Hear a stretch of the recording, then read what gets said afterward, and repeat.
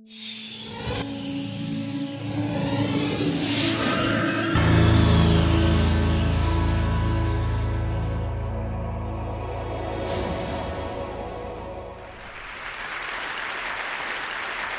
going to talk to you about some stuff that's in this book of mine that I hope will resonate with other things that you've already heard, and I'll try to make some connections myself in case you missed them. But I want to start with what I call the official dogma. The official dogma of what? The official dogma of all Western industrial societies. And the official dogma runs like this. If we are interested in maximizing the welfare of our citizens, the way to do that is to maximize individual freedom. The reason for this is both that freedom is in and of itself good, valuable, worthwhile, essential to being human, and because if people have freedom, then each of us can act on our own to do the things that will maximize our welfare, and no one has to decide on our behalf. The way to maximize freedom is to maximize choice. The more choice people have, the more freedom they have, and the more freedom they have, the more welfare they have.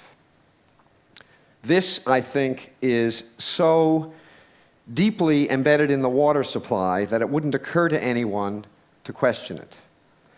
And it's also deeply embedded in our lives. I'll give you some examples of what modern progress has made possible for us. This is my supermarket, not such a big one.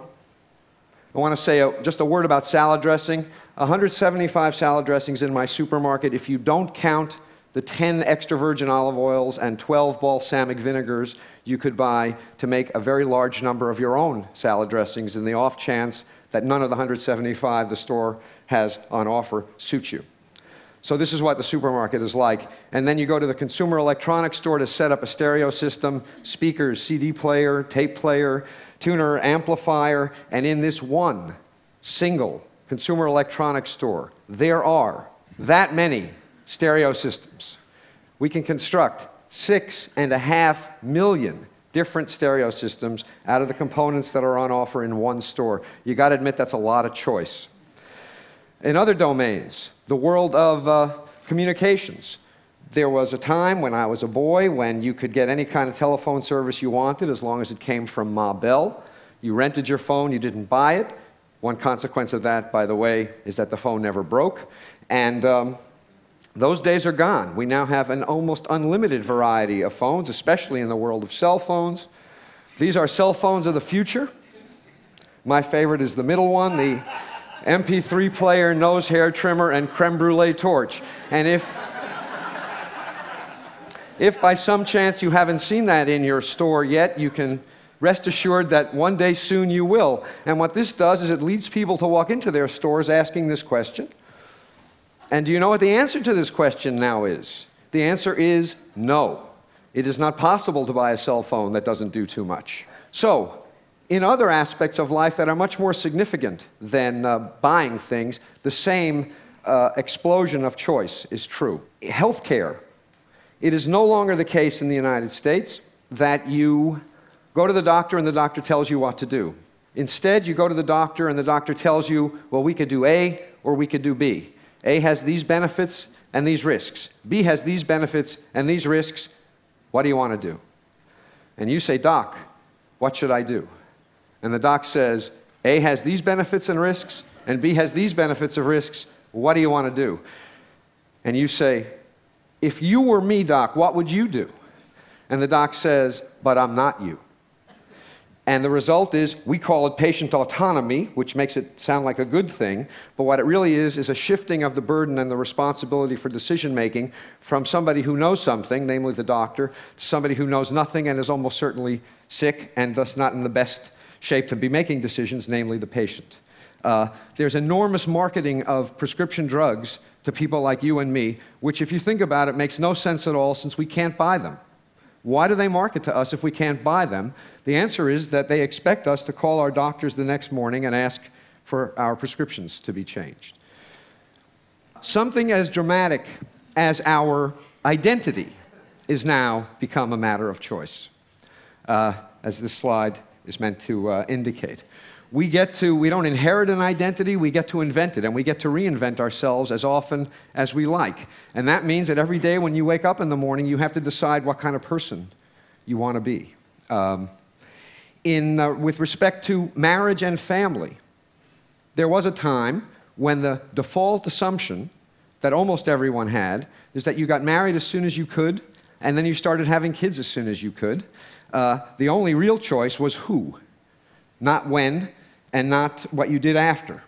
Nowadays, everything is very much up for grabs. I teach wonderfully intelligent students, and I assign 20% less work than I used to, and it's not because they're less smart, and it's not because they're less diligent, it's because they are preoccupied, asking themselves, should I get married or not? Should I get married now? Should I get married later? Should I have kids first or a career first? All of these are consuming questions, and they're going to answer these questions whether or not it means not doing all the work I assign and not getting a good grade in my courses. And indeed they should. These are important questions to answer. Work. We are blessed, as Carl was pointing out, with the technology that enables us to work every minute of every day from any place on the planet, except the Randolph Hotel.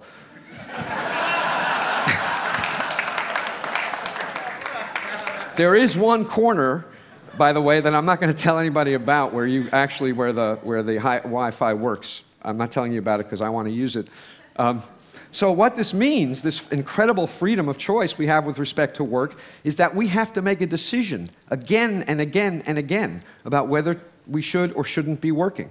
We can go to watch our kid play soccer, and we have our cell phone on one hip, and our BlackBerry on our other hip, and our laptop presumably on our laps. And even if they're all shut off, every minute that we're watching our kid mutilate a soccer game, we are also asking ourselves, should I answer this cell phone call? Should I respond to this email? Should I draft this letter? And even if the answer to the question is no, it's certainly going to make the experience of your kid's soccer game very different than it would have been. So everywhere we look, big things and small things, material things and lifestyle things, life is a matter of choice. And the world we used to live in looked like this. That is to say, there were some choices, but not everything was a matter of choice. And the world we now live in looks like this. And the question is this good news or bad news? And the answer is yes. We all know what's good about it, so I'm going to talk about what's bad about it. All of this choice has two negative effects on people. One effect, paradoxically, is that it produces paralysis rather than liberation. With so many options to choose from, people find it very difficult to choose at all. I'll give you one very dramatic example of this, a study that was done of investments in voluntary retirement plans. A colleague of mine got access to investment records from Vanguard, the gigantic mutual fund company of about 1 million employees in about 2,000 different workplaces. And what she found is that for every 10 mutual funds the employer offered, rate of participation went down 2%. You offer 50 funds, 10% fewer employees participate than if you only offer 5. Why? Because with 50 funds to choose from, it's so damn hard to decide which fund to choose that you'll just put it off till tomorrow, and then tomorrow, and then tomorrow, and tomorrow, and tomorrow, and of course tomorrow never comes. Understand that not only does this mean that people are going to have to eat dog food when they retire because they don't have enough money put away, it also means that making the decision is so hard that they pass up significant matching money from the employer. By not participating, they are passing up as much as $5,000 a year from the employer, who would happily match their contribution. So paralysis is a consequence of having too many choices, and I think it makes the world look like this.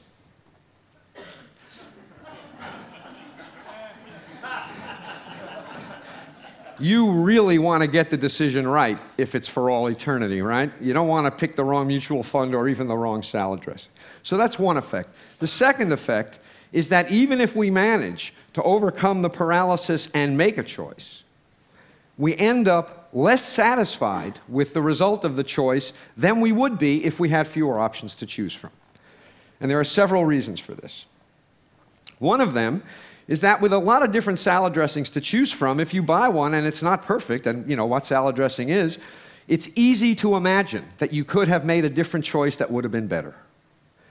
And what happens is this imagined alternative induces you to regret the decision you made, and this regret subtracts from the satisfaction you get out of the decision you made, even if it was a good decision. The more options there are, the easier it is to regret anything at all that is disappointing about the option that you chose. Second, what economists call opportunity costs. Dan Gilbert made a big point this morning of talking about how much the way in which we value things depends on what we compare them to. Well, when there are lots of alternatives to consider, it is easy to imagine the attractive features of alternatives that you reject that make you less satisfied with the alternative that you've chosen. Here's an example. For those of you who aren't New Yorkers, I apologize.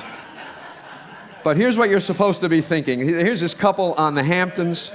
Very expensive real estate, gorgeous beach, beautiful day. They have it all to themselves. What could be better? Well, damn it, this guy is thinking, it's August. Everybody in my Manhattan neighborhood is away. I could be parking right in front of my building. And he spends 2 weeks nagged by the idea that he is missing the opportunity day after day to have a great parking space. Opportunity costs subtract from the satisfaction we get out of what we choose, even when what we choose is terrific. And the more options there are to consider, the more attractive features of these options are going to be reflected by us as opportunity costs. Here's another example.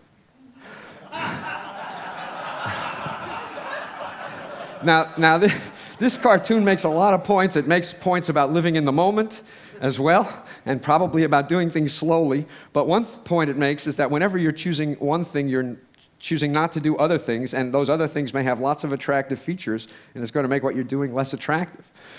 Third, escalation of expectations. This hit me when I went to replace my jeans. I wear jeans almost all the time. And there was a time when jeans came in one flavor, and you bought them, and they fit like crap, and they were incredibly uncomfortable, and if you wore them long enough and washed them enough times, they started to feel okay. So I went to replace my jeans after years and years of wearing these old ones, and I said, I want a pair of jeans, here's my size, and the shopkeeper said, do you want slim fit, easy fit, relaxed fit? You want button fly or zipper fly? You want stone washed or acid washed? Do you want them distressed? Do you want boot cut? Do you want tapered? Blah, blah, blah, on and on. He went. My jaw dropped. And after I recovered, I said, I want the kind that used to be the only kind.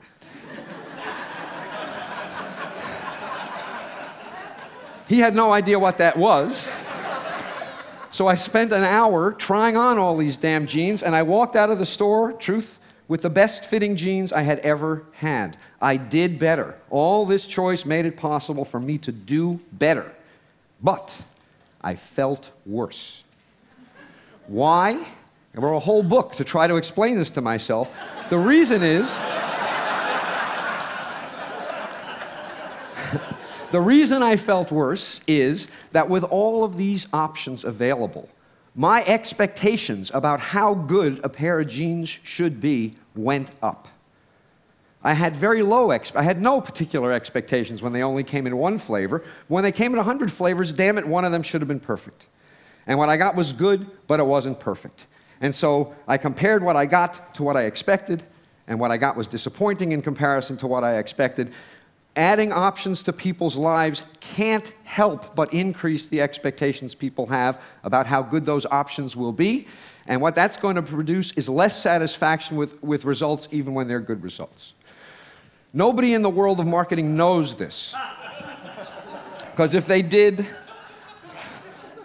you wouldn't all know what this was about. The truth is more like this.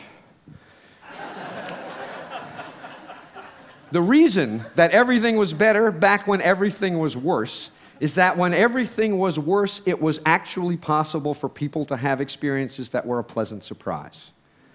Nowadays, the world we live in, we affluent, industrialized citizens, with perfection, the expectation, the best you can ever hope for is that stuff is as good as you expect it to be. you will never be pleasantly surprised because your expectations, my expectations, have gone through the roof. The secret to happiness, this is what you all came for. The secret to happiness is low expectations.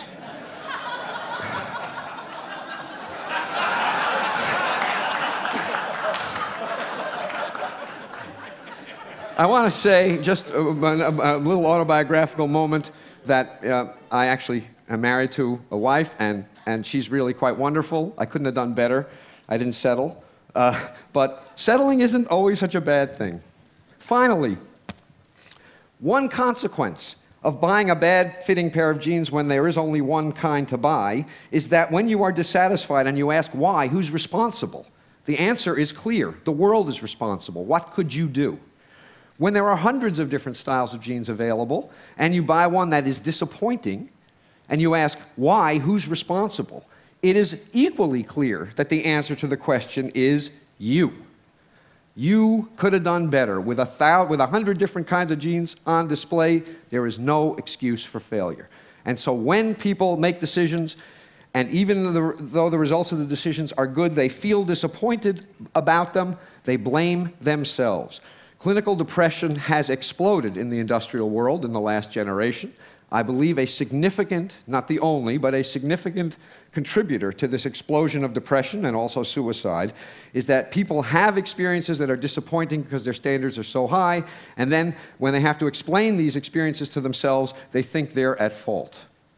And so the net result is that we do better in general, objectively, and we feel worse.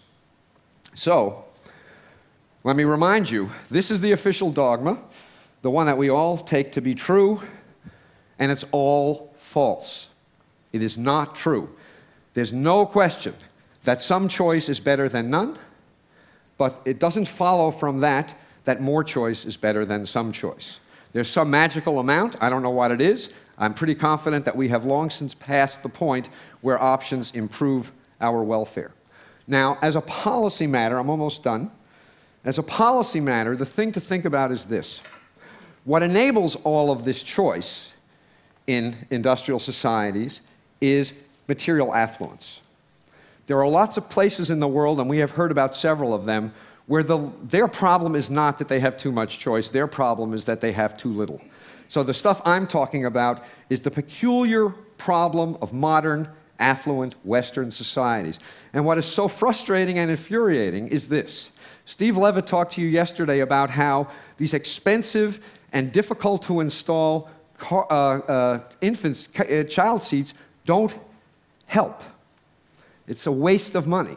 What I'm telling you is that these expensive, complicated choices, it's not simply that they don't help. They actually hurt. They actually make us worse off. If some of what enables people in our societies to make all of the choices we make were shifted to societies in which people have too few options, not only would those people's lives be improved, but ours would be improved also. This is what economists call a Pareto improving move. Income redistribution will make everyone better off, not just poor people, because of how all this excess choice plagues us. So, to conclude, you're supposed to read this cartoon and, being a sophisticated person, say, what does this fish know? You know, nothing is possible in this fishbowl. Impoverished imagination, a myopic view of the world, and that's the way I read it at first.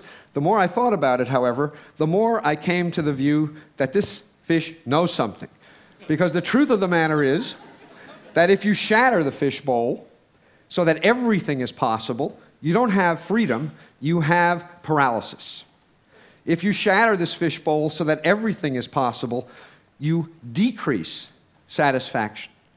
You increase paralysis and you decrease satisfaction. Everybody needs a fishbowl.